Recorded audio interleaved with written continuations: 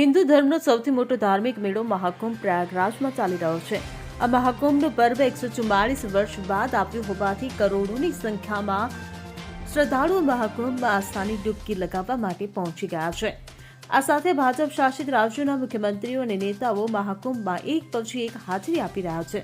ત્યારે હવે જાણવા મળી રહ્યું છે કે ગુજરાતના મુખ્યમંત્રી ભૂપેન્દ્ર પટેલ પણ કુંભના મેળામાં જશે અને તેઓ ગંગાના ત્રિવેણી સંગમમાં શાહી સ્નાન કરી શકે છે. મળતી માહિતી મુજબ પ્રયાગરાજમાં ચાલી રહેલા મહાકુંભમાં મેળામાં હવે ગુજરાતના મુખ્યમંત્રી પણ હાજરી આપવાના છે. તેઓ 3 ફેબ્રુઆરીએ યુપીના પ્રયાગરાજ પહોંચશે. અહીં તેઓ ગંગા ત્રિવેણી સંગમમાં મહાકુંભમાં આસ્થાની ડૂબકી લગાવશે. મહત્વનું છે કે દર 12 વર્ષે યોજાતો મહાકુંભ માત્ર ધાર્મિક આસ્થાનું પ્રતીક નથી, પરંતુ તે માનવતાને એકતા, શાંતિ અને ભક્તિનો સંદેશ પણ આપે છે.